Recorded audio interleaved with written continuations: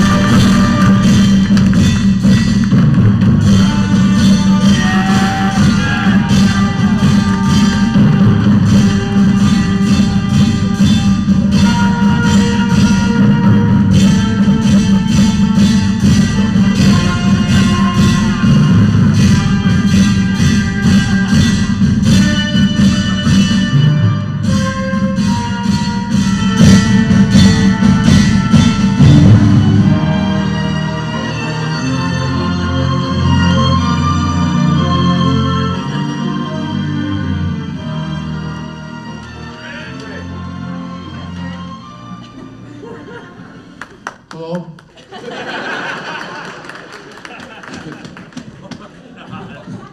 I actually didn't write a speech. I was hoping I would do it.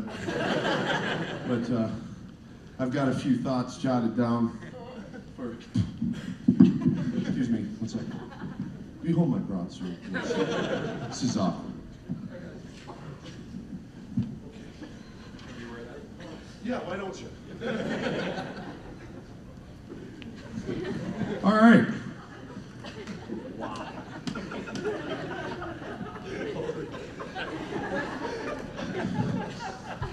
I know we're all hungry.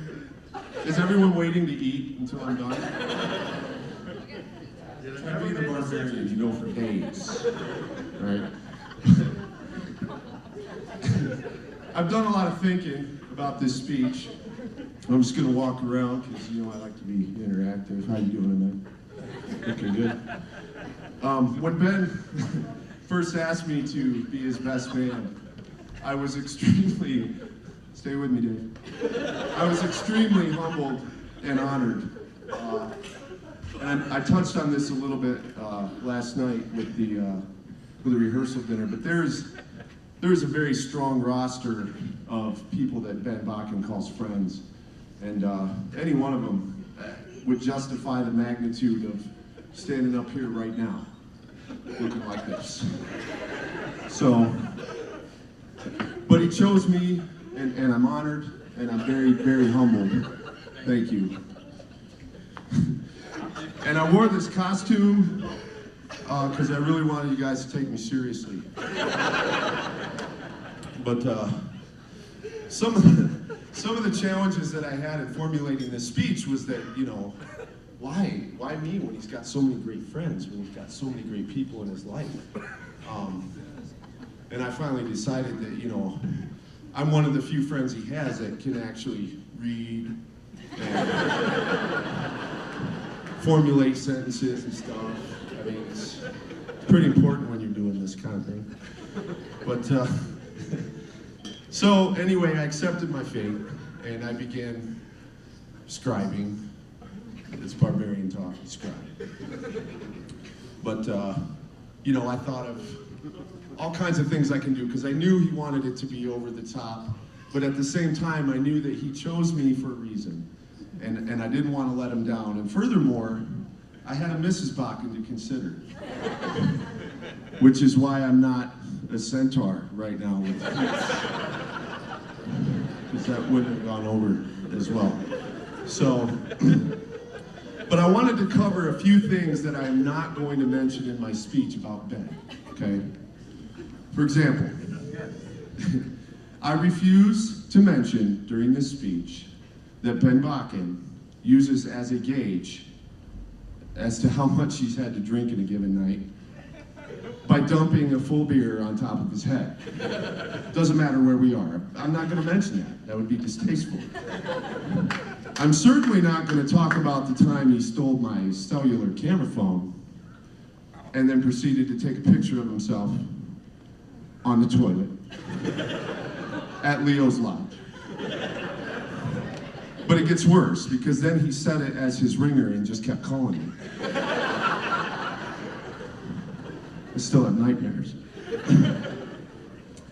But the absolute place I'm not going to go today, okay, was at my bachelor party, wherein Benjamin Bakken made a duty in the river, upstream from the rest of us. You've never seen a baker's dozen of guys paddle so fast.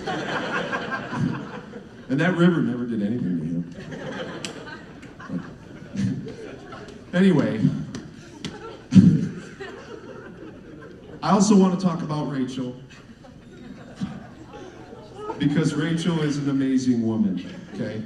And I want to list off the ways Rachel is amazing, but first I want to talk about how I've let her down horribly since I've known her.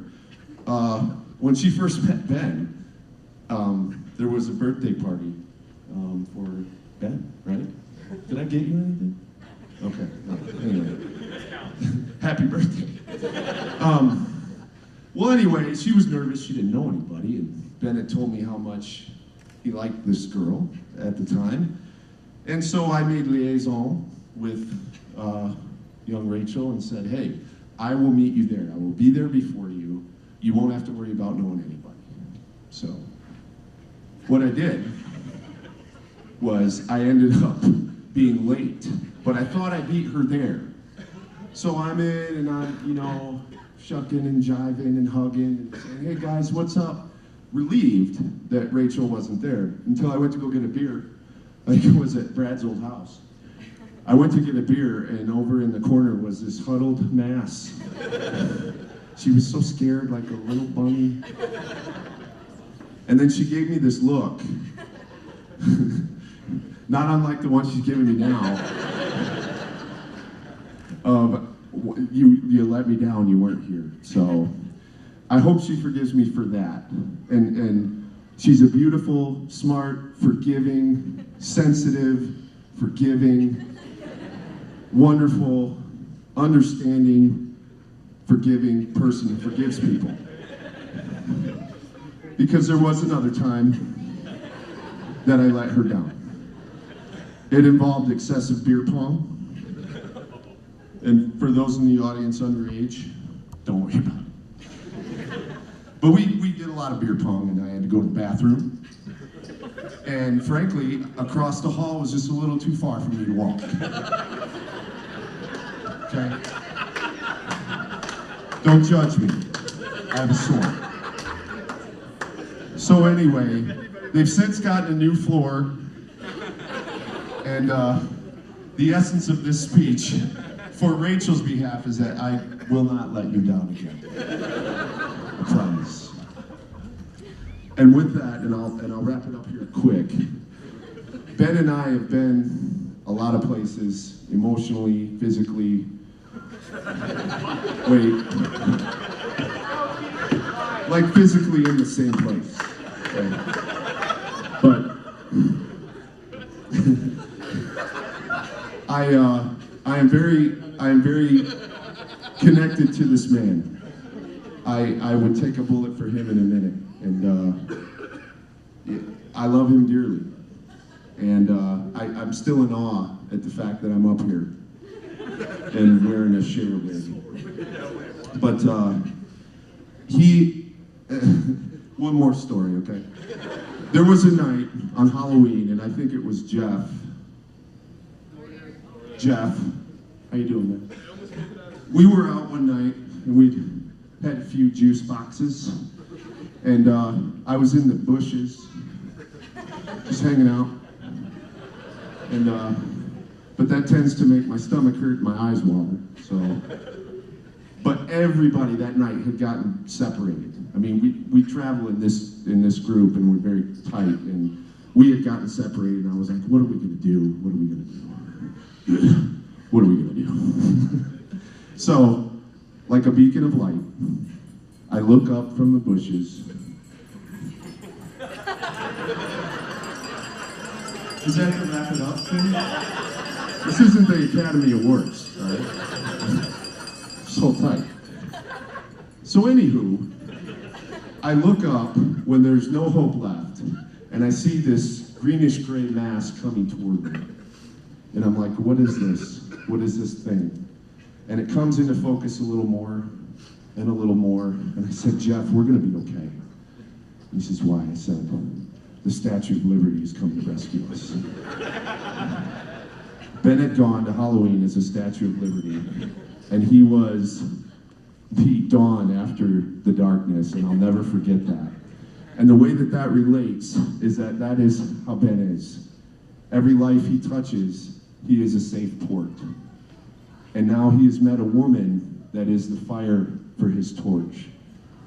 And that's pretty good. I finished that off this afternoon. But I mean it though. I mean it. You guys are great together, and like peanut butter and jelly, and peaches and herb, and Lenny and Squeaky. But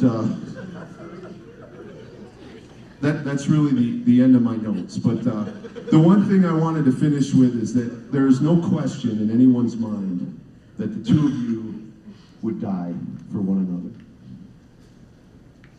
I humbly request that instead you live for one another. To Ben and Rachel,